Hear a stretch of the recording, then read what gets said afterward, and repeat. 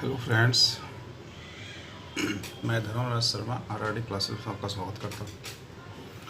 आज height and distance, ऊंचाई और दूरी, ये ट्रिग्नोमेट्री का ही सेकंड पार्ट है। अब इसमें देखिए, इसमें जब भी बात होती है एक हाइट, बेस और हाइपोटेनस की,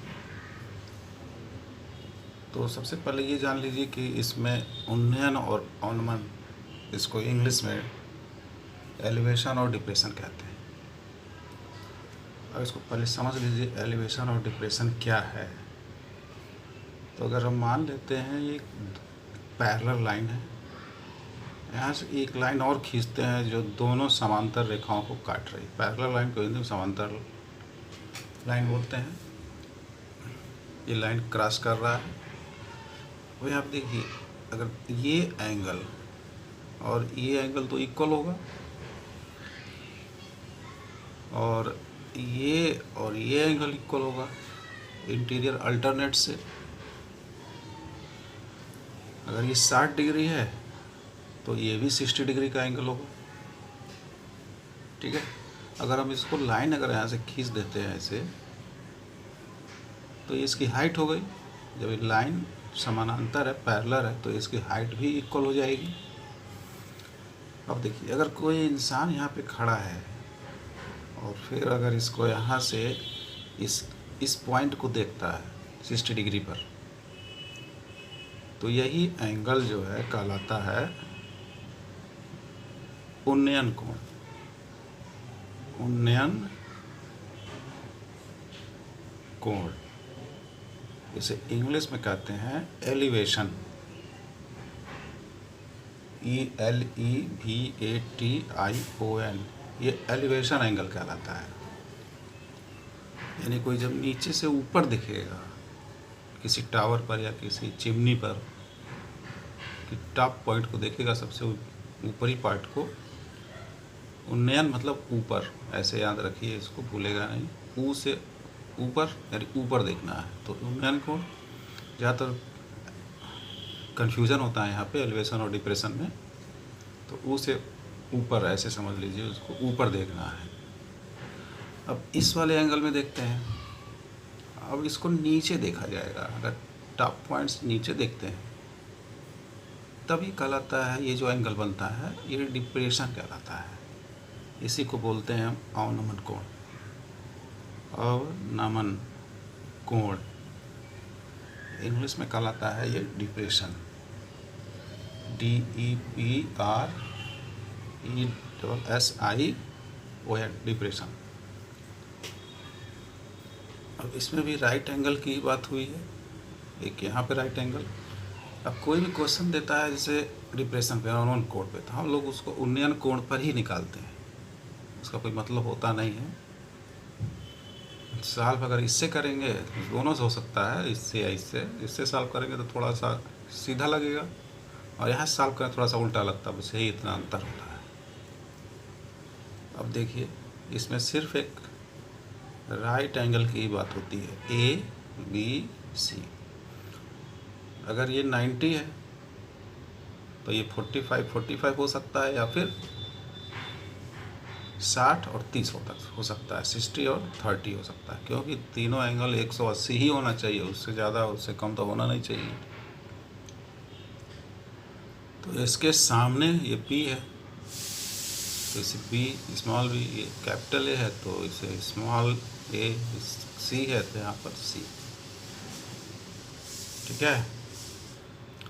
अब कुछ बता रहे हैं कैसे करना है इसको। अब देखिए, अब यहाँ पर हम दो एंगल दिखाते हैं। एक तो ये 90 वाला लिखे हैं। अगर 90 है तो एक तो 60 और एक 30 डिग्री हो जाएगा। तो इसका जो एंगल है, एक 30 है, एक 60 है और एक 90 है ना। अब दूसरा एंगल जब होगा, तो अगर ये 90 होगा तो ये 45 होगा, तो ये भी 45 होगा। अब 90 45, 60 और 30, यही इतने एंगल पर ये पूरा चैप्टर सॉल्व होता है। इसमें ये नहीं है कि कुछ और दे देगा, 0 डिग्री दे सकता है, ऐसा नहीं होता है। इतने ही नंबर का 90, 45, 30 और 60, इतने ही डिग्री एंगल की इसमें ज़रूरत है, उससे कम या ज़्यादा नहीं होता है। अब ये तीनों जोड़ने पर 90 आना चाहिए, इसीलिए ऐसा रखा गया है, क्योंकि 45, 45, 90 और 91 एंड 180, इस तरह ये 60, 30, 90 और 90, 180, उससे ज़्यादा कम नहीं होना चाहिए। अब यहाँ पर जो एंगल बन रहा है वो 45, 45 और 90 डिग्री। अब इस एंगल को जो दिया इसे एक रेशियो में बांट लेंगे, क्योंकि क्वेश्चन तो बस यही नहीं पूछेगा कि एक टावर खड़ा है 20 मीटर की दूरी पर, एक इंसान खड़ा है और 60 डिग्री या 45 डिग्री के एंगल पर टॉप की चोटी को देख रहा है, तो उस टावर की ऊंचाई बताइए, या फिर ऊंचाई दे देगा कितनी दूर खड़ा है ये पूछ सकता है, या अधिक से अधिक ये पूछ सकता है। यही नहीं, इसमें पूरा घूम फिर के यही तरह उसको पूछना है। तो अगर हम tan 45 का वैल्यू देखें तो कितना होता है भाई? tan 45 का वैल्यू होता है 1। अगर tan 45 का वैल्यू 1 है तो अगर हम नीचे भी 1 मान लेते हैं तो ऊपर वाला तो परपेंडिकुलर हो गया, ये बेस हो गया, यानी ये लंब हो गया, ये आधार हो गया, यही ना होता है। तो इसका वैल्यू 1 हो गया तो इसका भी वैल्यू 1 हो जाएगा, तो इसका भी वैल्यू 1, इसका भी वैल्यू 1। जब ये बेस और परपेंडिकुलर पता है तो ये भी तो पता हो जाएगा। अगर इसको हम सॉल्व कर लें पाइथागोरस थ्योरम से तो 1 का स्क्वायर 1 का स्क्वायर अंडर रूट 1 + 1 फिर √2, इसका वैल्यू आ गया √2। ज़्यादातर यही बताया जाता है कि आप इसको याद कर लीजिए। तो अगर नहीं याद हो रहा है तो आप ऐसे भी कर सकते हैं, इसमें रखने की कोई आवश्यकता ही नहीं है कुछ। tan 45 का वैल्यू 1, नीचे भी 1 रखेंगे, क्योंकि कोई भी नंबर डिनोमिनेटर हमेशा 1 होता है, तो इसे परपेंडिकुलर से बेस, यहाँ परपेंडिकुलर 1 बेस 1 मान लेंगे और पाइथागोरस थ्योरम से ये वैल्यू निकाल लेंगे। तो ये एक रेशियो में बट गया। अभी आप सोच रहे होंगे कि ये सब क्यों कर रहे हैं, तो अभी जब क्वेश्चन सॉल्व होगा तब इसका वैल्यू समझ में आ जाएगा कि क्यों ऐसा किया जा रहा है। इससे आप कोई वैल्यू तुरंत निकाल लेंगे। अब यही कंडीशन यहाँ पर भी है। अब यहाँ पर भी हम tan 30 ले लेते हैं, तो tan 30 का वैल्यू होता है 1/√3। tan 30 का वैल्यू होता है 1/√3, tan 30 1/√3। तो ये भी परपेंडिकुलर बाई बेस, यानी लंब बटे आधार। तो जब लंब बटे आधार है तो लंब 1 हो गया, तो ये 1 हो गया लंब, ये वाला ये लाइन √3 हो गया। अब फिर इससे पाइथागोरस थ्योरम से अगर हम निकाल लेंगे ये वाली वैल्यू, तो अंडर रूट करना पड़ेगा 1 का स्क्वायर √3 का स्क्वायर। तो इसे जब सॉल्व करेंगे तो 4 आएगा अंडर रूट, यानी 2 आएगा, तो इसका वैल्यू 2 आ गया। तो अब देखिए 30 है, 30 का वैल्यू 1, इसके सामने वाला देखेंगे 1 रेशियो 60 का वैल्यू ये √3 और 90 का वैल्यू निकला है ये 2, यानी √2, ये 90 का वैल्यू। यहाँ पे √3 है तो इसका वैल्यू अब हम रख लेंगे 2, क्योंकि ये परपेंडिकुलर बाई बेस होता है। तो जब परपेंडिकुलर बाई बेस होता है तो इसका वैल्यू अगर पाइथागोरस थ्योरम में रखेंगे तो 1 का स्क्वायर √3 का स्क्वायर, 1 का तो 1 ही होगा, √3 का 3, ये 4 ऐड कर लेंगे 2 आ जाएगा। तो इसका मतलब ये वैल्यू आ गया 2 का, ठीक है। ये 30, 60, 90 वाला है, तो यहाँ पे 2 भर लेंगे। तो अब ये कहाँ से आया ये तो पता चल गया होगा। ये लिखने का तरीका ये है, 45 के सामने 1 है तो 1, ये भी 45 के सामने 1 है तो 1, ये 90 के सामने ये निकला है √2 तो √2 रखे हैं। उसी तरह इधर भी है, 30 ये है, 30 के सामने 1 है तो 1, 60 ये एंगल है, 60 के सामने √3 तो √3 90 के सामने 2 निकला है तो 2 भर दिया। अब इसे रटने की तो कोई ज़रूरत नहीं, तो पता चल गया होगा कि इसको रटना भी नहीं है। ज़्यादातर आप लोग को यही बताया जाता है कि ये लिख दिया जाता है और इसे कहते इसे रट लीजिए, इसी बेस पर इसको सॉल्व किया जाए। और हम कह रहे हैं इसे रटने की भी ज़रूरत नहीं है, अब वैल्यू कहाँ से आए ये पता चल गया होगा। अब इसी से रिलेटेड, अब जैसे मान लीजिए कोई क्वेश्चन हमको सॉल्व करना है। अब जैसे मान लेते हैं कि ये एक टावर है, ठीक। अब ये इसमें कहा जाएगा कि टावर से 20 सेंटीमीटर की दूरी पर या 20 मीटर की दूरी पर कोई खड़ा है, ठीक है। यहाँ पर कोई खड़ा है और 60 डिग्री के एंगल पर ये टॉप, जो टावर का टॉप सबसे उसको देख रहा है, ऐसे देख रहा है इस 60 डिग्री के एंगल पर, तो नीचे से ऊपर देख रहा है तो एलिवेशन हो गया, यानी उन्नयन कोण, ठीक है।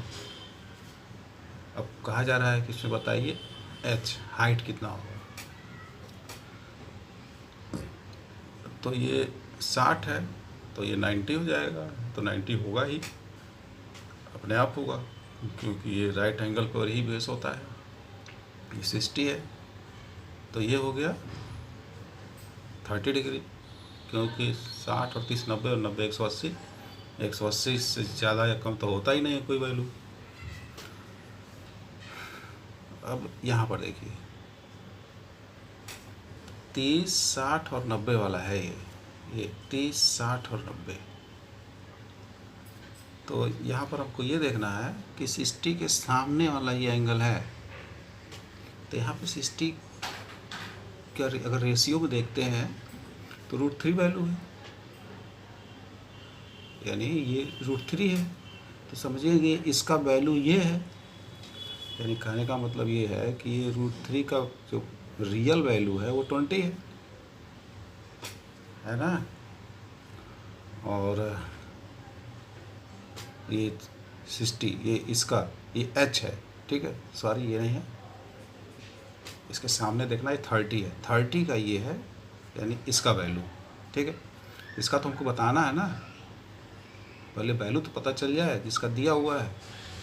तो 20 इसके सामने का है तो ये 30 का वैल्यू यानी इसका है, 1 का वैल्यू है, तो 1 का वैल्यू अगर 20 है और हमको बताना है इसके सामने का वैल्यू, उसके सामने का वैल्यू √3 है, तो सीधा सा है कि हम 20 में √3 का मल्टीप्लाई कर देंगे, इसका वैल्यू पता चल जाएगा, तो 20 √3 आ जाएगा, यही इसकी हाइट हो जाएगी। तो h का वैल्यू कितना आ गया 20 √3, ठीक, मीटर। अब √3 का वैल्यू यहाँ पे हम भर सकते हैं, 20 × 1.732 मल्टीप्लाई कर लेंगे, 2 × 4 34.64 मीटर, यही इसका आंसर निकल गया। बस ये चीज़ हमको पता होना चाहिए, 1:√3:2 ये तो पता ही रहेगा। अगर एक किसी का भी 2 का पता रहेगा तो अगर 60 है तो 31 1 90 सीधा सा हो जाएगा, इस तरह इसका भी है। अगर एक कोई 45 तो एक तो 90 अपने आप रहेगा, तो तीसरा तो 45 ही होगा, क्योंकि ऐड करने पे 90 ही आना चाहिए। तो ये वैल्यू आप अभी बताएं कैसे रखना है, उस तरह रख लीजिए, और कोई भी क्वेश्चन रहेगा तो उस बेस पर आप सॉल्व कर सकते हैं। अब इसी तरह से ऐसे क्वेश्चन बनेगा कि मान लीजिए यहाँ तो एक टावर था, 20 मीटर की दूरी पे कोई खड़ा था, 60 डिग्री एंगल पे टॉप की ऊंचाई को देख रहा था और टावर की ऊंचाई पूछा जा रहा था। अब इसमें ऐसे दे सकता है कि एक टावर है जिसकी ऊंचाई 75 मीटर है और ये कहीं इंसान कोई खड़ा है, इसे देख रहा है टावर को 60 डिग्री के एंगल पे, 60 डिग्री के एंगल पे देख रहा है इसको और पूछ रहा है कि वो टावर से कितनी दूर पर खड़ा है, मतलब ये चीज़ पूछा जा रहा है। तो फिर वही चीज़ कि ये तो 90 हो जाएगा अपने आप, अगर ये 60 है तो ये 30 अपने आप हो जाएगा। तो 30, 60 और 90, इसका वैल्यू तो अभी निकाल के समझाया है, 1√3/2। अब देखिए 60 के सामने 75 है, ठीक है, तो 60 तो यहाँ पे √3 है, तो ये √3 का ही वैल्यू 70 है ना यहाँ पे, क्योंकि 60 के सामने 75 है। तो सबसे पहले इसका ये देखिए √3 का वैल्यू है 75, ये √3 का वैल्यू है, ठीक है, तो ये तो रियल वैल्यू, तो 1 का कितना हो जाएगा, क्योंकि रेशियो में है, परसेंट में होता है तो 100 देखा जाता है, ठीक है, और रेशियो में होता है तो उसका रियल वैल्यू 1 होता है और परसेंटेज में रियल वैल्यू 100 होता है, ठीक है। तो अगर √3 का वैल्यू ये 60 के सामने 75, तो 1 का वैल्यू 75/√3। इसे रेशनलाइज कर लीजिए पहले, तो आ जाएगा 75√3/3, ये क्रॉस हो जाएगा 25 टाइम में, तो ये आ गया 25√3, आ गया ना 25√3। अब देखिए, अब ये इसका वैल्यू निकल गया, अब हमको बताना किसका है, ये 30 यानी 30 के सामने वाले का बताना है। तो जितना इसका वैल्यू आया है, अब 30 का वैल्यू तो 1 होता है, इसी में इसका मल्टीप्लाई कर देंगे तो इसका वैल्यू हमको तुरंत पता चल जाएगा। तो 1 × 25√3, तो मल्टीप्लाई करेंगे तो 25√3 मीटर आएगा। तो इसकी जो लेंथ आ गई 25√3 आ गई। अब इस तरह से इसका जो लेंथ यहाँ से यहाँ तक का वो निकल गया। जब ये निकल गया तो ये भी निकालना आसान, ये पाइथागोरस थ्योरम से ये निकाल लेंगे। अब ये समझ में आ गया होगा कि कैसे ये सब किया गया है। अब इस तरह के क्वेश्चन को एक बार प्रैक्टिस कीजिएगा। कोई भी वैल्यू, मान लीजिए टावर है, इंसान 10 मीटर की दूरी पर खड़ा है, टावर की ऊंचाई बताइए, एक लड़का है पतंग उड़ा रहा है, इसके धागे की लंबाई मतलब ये मान लेते हैं 100 मीटर है, ठीक है, तो पूछ रहा है कि ज़मीन से उसकी ऊंचाई बताइए, तो इस तरह से हम तुरंत निकाल लेंगे। अब अगली वीडियो में कुछ क्वेश्चन इससे रिलेटेड बताया जाएगा, कैसे इसे सॉल्व करेंगे। अभी क्लियर हो गया होगा। अब इसे चैनल को सब्सक्राइब करिए और लाइक कर दीजिए।